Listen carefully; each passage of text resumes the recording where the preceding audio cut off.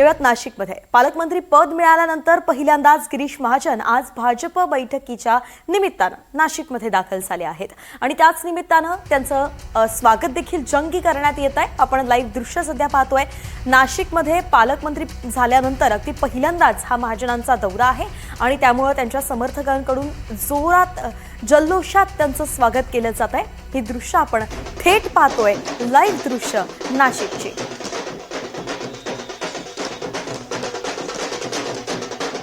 आज भाजपची बैठक होती आहे आणि या बैठकीच्या निमित्तानं नाशिकमध्ये महाजन पोहोचलेत। मात्र महत्त्व कशाचं आहे तर पालकमंत्री पद त्यांना मिळालेलं आहे आणि त्यानंतर त्यांचा हा पहिला दौरा आहे। आपले प्रतिनिधी प्रांजल कुलकर्णी आपल्यासोबत जोडले गेले आहेत। प्रांजल, पहिलाच असा हा दौरा आहे, जंगी स्वागत होत आहे, अगदी सविस्तर याचा आढावा। वैष्णवी, आपण जर बघितलं तर गेल्या अनेक महिना जवळपास 1.5 वर्षांपासून नाशिक आणि रायगडच्या पालकमंत्री पदाचं कोंबडं जे आहे ते भिजत राहिलेलं होतं। यामध्ये जर बघितलं तर महायुतीमध्येच खरं जोरदार रस्सीखेची बघायला मिळत होती। नाशिकमध्ये खास करून बघितलं तर ज्या आधी शिवसेने शिंदे गटाचे पालकमंत्री राहिलेले आहेत ते दादा भुसे हे देखील चर्चेत होते। त्यानंतर जर बघितलं तर राष्ट्रवादी अजित पवार गटाकडून छगन भुजबळ यांना खरं पालकमंत्री करावं अशी मागणी जोर धरली जात होती। अनेक वेळा पदाधिकाऱ्यांनी तसं बोलून दाखवलं होतं। होर्डिंग देखील काही दिवसांपूर्वी नाशिकच्या खड्ड्यांच्या मुद्द्यावरून शहरामध्ये झळकले होते। मात्र त्यानंतर जर बघितलं तर पुन्हा एकदा गिरीश महाजन यांनाच पालकमंत्रीपद हे देण्यात आलेलं आहे। अनेक वेळा जर बघितलं तर 15 ऑगस्ट असेल, 26 जानेवारी, 1 मेचं ध्वजारोहण देखील याआधी गिरीश महाजन यांच्या हस्ते झालेलं होतं। त्यामुळे कुठेतरी जर बघितलं तर पालकमंत्री देखील जरी गिरीश महाजन नसले तरी मात्र गिरीश महाजन हे सर्व पालकमंत्री पदाची जबाबदारी जी आहे ते पार पडत होते। अखेर जर बघितलं तर आज पहिल्यांदाच म्हणजे आज नाशिकमध्ये भाजपची उत्तर महाराष्ट्र आणि मराठवाड्याची संघटनात्मक बैठक होती। SIR बाबत देखील मार्गदर्शन नेते मंडळींकडून केलं जाणार आहे आणि त्या निमित्ताने गिरीश महाजन हे पहिल्यांदा नाशिकमध्ये दाखल झालेत पालकमंत्री पद मिळाल्यानंतर। आणि आता समोरील दृश्य आपण बघितलं तर मुंबई नाका परिसरामध्ये भाजप पदाधिकारी आणि कार्यकर्त्यांच्या हस्ते त्यांचं जोरदार स्वागत केलं जात आहे। ढोल ताशांचा गजर हा केला जातोय, पुष्पवृष्टी करण्यात आलेली आहे। आता बघितलं तर JCB वरून भला मोठा हात जो आहे तो त्यांना घालण्यात येतोय। हे उपस्थित आहेत आणि गिरीश महाजन यांचा स्वागत जे आहे ते केलं जाते। जोरदार घोषणाबाजी देखील इथे बघायला मिळते। वैष्णवी, अर्थातच प्रांजल, एकंदरीतच आपण हा घटनाक्रम जर पाहिला किंवा गेल्या काही वर्षांमधला घटनाक्रम पाहिला, वेळोवेळी पालकमंत्री म्हणून त्यांचं नाव हे पुढे येत होतं आणि आता तेच साध्य झालेलं आहे। त्यांच्या गळ्यात पालकमंत्री पदाची माळ पडलेली आहे नाशिकच्या आणि त्यामुळे समर्थकांमध्ये हा आनंद आपल्याला पाहायला मिळतोय। अगदी कुंभमेळा मंत्री म्हणून सुद्धा त्यांना ओळखलं जात आहे आणि अशात कुंभमेळ्या संदर्भात जी पुस्तिका निघाली त्यात सुद्धा पालकमंत्री म्हणून त्यांचा उल्लेख करण्यात आला होता। 2-4 दिवसांआधीचीच ही बातमी आहे खरं तर, आणि त्यावेळी सुद्धा मग चर्चा रंगू लागल्या होत्या की पालकमंत्री हे तेच आहेत का। आणि अशा पद्धतीनं एकदा नाही तर अनेक वेळा जेव्हा केव्हा नाशिकच्या काही मुद्द्यांवरती प्रश्न उपस्थित केले जातात त्यावेळी मात्र पालकमंत्री म्हणून त्यांचं नाव हे नेहमी पुढे आलेलं आहे आणि त्यानंतर मात्र हे चुकून झालं किंवा अशा पद्धतीनं गैरसमज झाला, वक्तव्य करण्यात आलं होतं। मात्र आता आपण पाहतोय की आता हे काही चुकीचं राहिलेलं नाही आहे किंवा ज्या पद्धतीनं तो उल्लेख करण्यात आलेला आहे त्या कुंभमेळ्याच्या त्या पुस्तिकेवरती तो आता कुठेतरी योग्य ठरताना पाहायला मिळतोय। कारण की पालकमंत्री म्हणून हे गिरीश महाजनच नाशिकमध्ये आता दाखल झाले आहेत आणि एकंदरीतच नाशिकमध्ये जो कुंभमेळा होऊ घातलेला आहे त्याचं काम तर ते करताच आहेत, मात्र पालकमंत्री म्हणून सुद्धा आता ते ऑफिशियली आपण म्हणू शकतो अधिकृतरित्या या नाशिक जिल्ह्याचं पालकत्व स्वीकारताय आणि त्यानंतर त्यांचं हे स्वागत जंगी पद्धतीनं केलं जात आहे। अर्थात प्रश्न भरपूर आहेत। आपले प्रतिनिधी प्रांजल कुलकर्णी आपल्यासोबत आहेत। प्रांजल, दौरा आता सुरू झालेला आहे आणि खरं तर जंगी स्वागत केलं जात आहे, पण दुसरीकडे नाशिकमध्ये आव्हानं भरपूर आहेत सध्या, जी आपण पाहतोय। गुंडगिरी असेल, वाढती किंवा रस्त्यांचा खड्ड्यांचा प्रश्न असेल, पालकमंत्री म्हणून आता ही सगळी आव्हानं पेलणं हे महाजनांच्या समोर असणार आहे।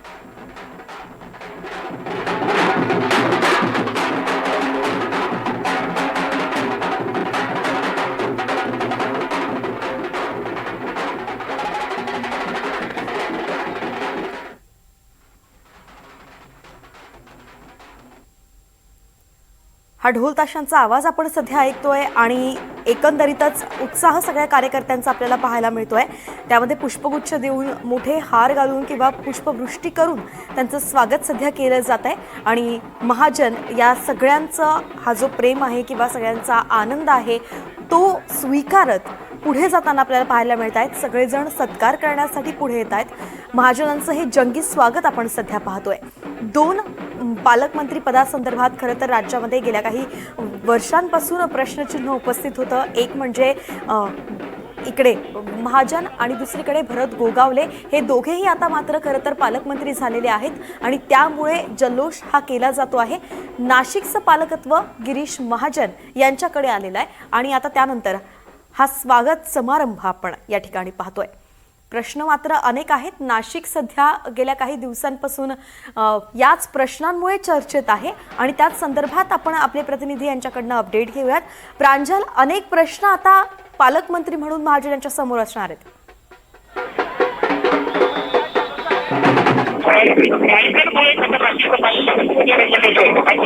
नाशिकचं पालकमंत्री रखडलं होतं अशी चर्चा ही सुरू होती। एकंदरीत पाहिजे तर नाशिक कुंभमेळा आता पूर्णावरती आहे। आता 21 ऑक्टोबरला देखील होणार आहे आणि त्याच पार्श्वभूमीवरती नाशिकचं पालकमंत्री पण हे अत्यंत महत्त्वाचं होतं। जोरदार चढाओढ त्याच्या माहितीमध्ये सुरू ही होती। आता जर बघितलं तर गिरीश महाजन खरं तर बोलतायत, आपण गिरीश महाजन बोलतायत, आपण थेट जाऊ।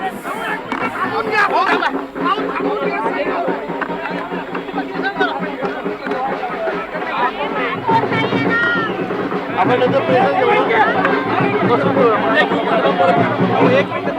आज पालकमंत्री झाल्यानंतर पहिल्यांदा नाशिकमध्ये आलेले आहात।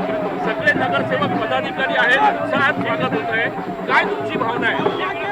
सगळ्यांच्या मनापासून खूप खूप आभार। आता मी दुसऱ्यांदा 14 ते 19 पालकमंत्री होतो, आता पुन्हा या ठिकाणी पालकमंत्री झालेलो, पण आता कुंभमेळाही आहे। गेल्या वेळी सुद्धा 14-15 मध्ये कुंभमेळा होता, आता याही वेळेला वर्षभरामध्ये कुंभमेळा आहे। नाशिक शहर सर्व कार्यकर्ते, पदाधिकारी, सर्व नाशिककर यांचे मी मनापासून खूप खूप आभार व्यक्त करतो आणि विशेष करून माननीय मुख्यमंत्री महोदय, माननीय उपमुख्यमंत्री महोदय यांनी माझ्यावर जो विश्वास टाकलेला आहे तो मी निश्चित सार्थकी ठरवेल। नाशिकच्या विकासासाठी असेल, पायाभूत सुविधा असतील, इथल्या आरोग्याच्या सोयी, पाण्याच्या सोयी, सगळ्या व्यवस्था या कशा व्यवस्थितपणे पार पडतील यासाठी पूर्ण वेळ मी या ठिकाणी नाशिकसाठी देणार आहे। कुंभमेळ्याचं मोठं आव्हान आता आमच्या समोर या ठिकाणी आहे आणि म्हणून आपण सर्व नाशिककर मिळून, प्रशासन तर आहे पण प्रशासनाच्या सोबतीला सर्व नाशिककर आम्ही हा कुंभमेळा देश पातळीवर नाही तर जगाच्या पातळीवर हा कसा केंद्रबिंदू ठरेल किंवा स्वच्छ, सुंदर, सुरक्षित कुंभमेळा कसा होईल यासाठी आम्ही सगळे मिळून प्रयत्न या ठिकाणी करू। कशी गती मिळणार? कामं अनेक रखडलेली आहेत, आधी जबाबदारी पार पडलेली आहे, अर्ध्याच्या वर कामं जे आहेत ते कुंभमेळ्याचे सुरू झालेले आहेत। पालकमंत्री पद मिळाल्यानंतर शहराच्या सर्वांगीण विकासासाठी सुद्धा प्रयत्न केले जाणार का? आपल्याला कल्पना आहे कुंभमेळ्याच्या निमित्ताने आपल्याला खरं नाशिककरांना एक मोठं ती पर्वणी आहेच, पण विकासाच्या दृष्टीने सुद्धा ही पर्वणी आहे।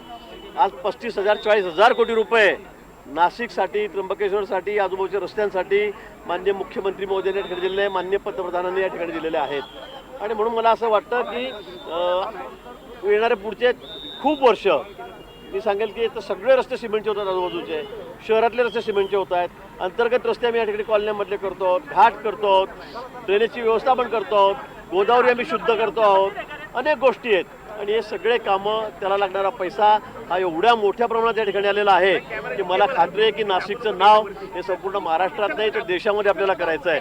आमचं शहर सगळ्यात सुंदर शहर कसं राहील, स्वच्छ कसं राहील, सुरक्षित कसं राहील यासाठी आमचा या ठिकाणी प्रयत्न आहे।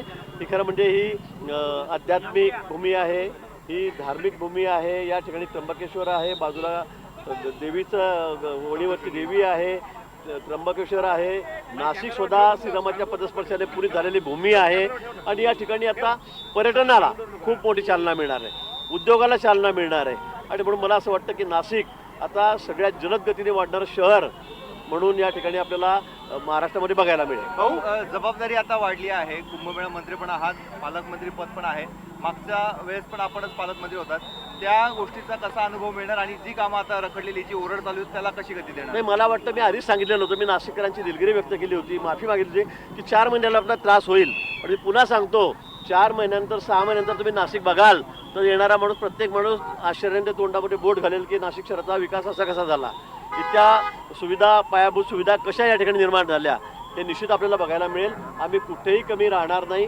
आम्हाला नाशिक शहराचा सगळा चेहरामोहरा बदलायचा आहे. आणि हा नुसता कुंभमेळ्यापुरता नाही, तर नाशिक शहरासाठी, नाशिक जिल्ह्याला हा अतिशय लांब पल्ल्यासाठी, म्हणजे अगदी पुढचे 50-40 वर्षासाठी या ठिकाणी हा सगळा चेहरामोहरा नाशिक शहराचा बदलणार आहे.